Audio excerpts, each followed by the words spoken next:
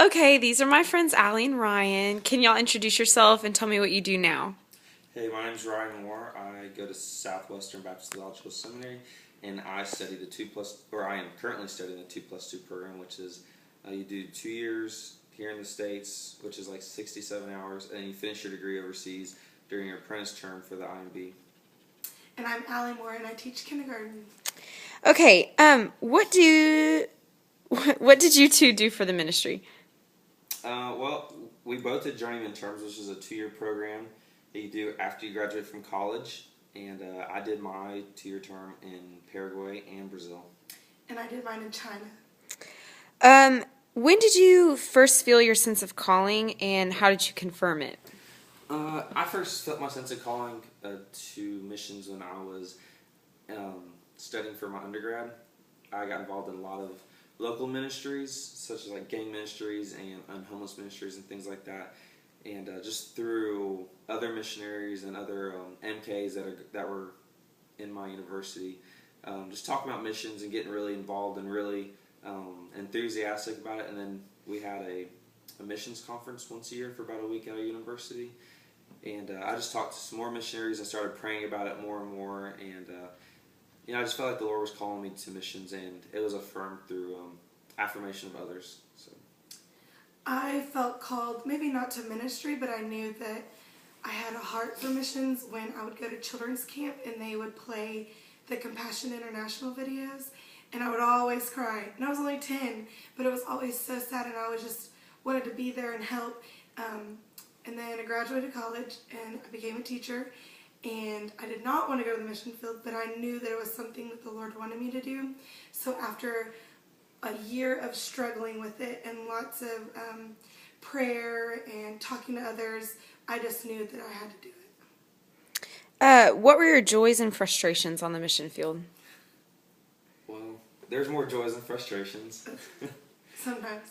Yeah, sometimes. One of my joys was, I remember when I was working with the BUA in Paraguay, there was a family who had a sick child, and when we were there, just hanging out with the people, ministering, and just sharing the gospel and just sharing Christ's love with them.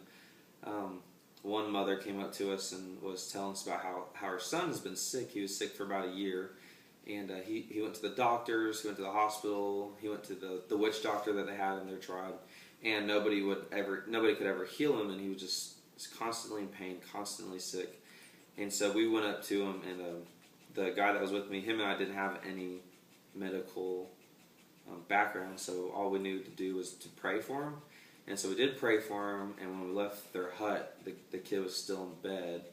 And by the end of the day, when it was time for us to leave, we were leaving, and the mother came up to us, and she told us that her son was up and walking around, that he was healed, and currently that is still the only believing family among the BUA.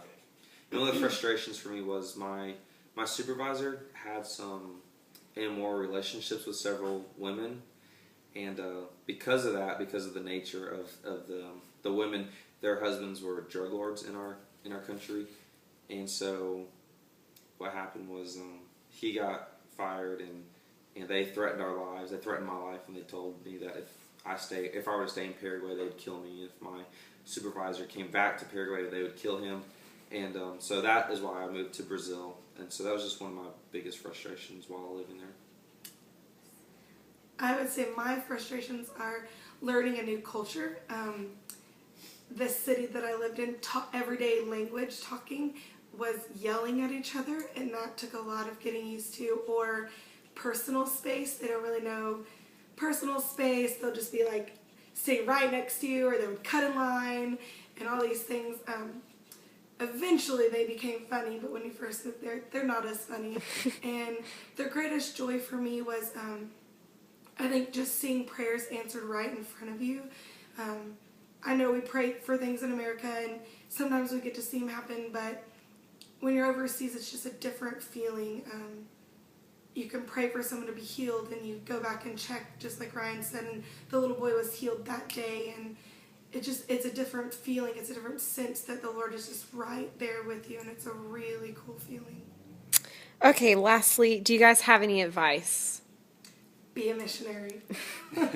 Yeah, my advice would be to know if the Lord's calling you to missions, and if He is, then don't run from it, because it's just going to be a hard road ahead, because you'll eventually get over there. That's right. And just embrace it if you do become a missionary. Don't try to fight it. Try to adapt to the culture as much as possible, and Learn the language. don't feel like you're entitled to anything. We're not entitled to certain things because we're American. We're there to serve them, and we're there to share the gospel with them, not to be some superstar missionary. And that's how a lot of people view missionaries when we come back to the States. So just be humble and follow what the Lord's leading you to do. And we would say that everyone's called to missions. Whether you're on the field, then that's your calling, is to move and take your family over there. But if you're here, we feel like your job is to support missionaries, give them money, pray for them. If you don't have money, we feel like that's our jobs while we're here, is also to still be involved in missions. We think that's really biblical. Mm-hmm. And if you do stay here, still share the gospel. Amen.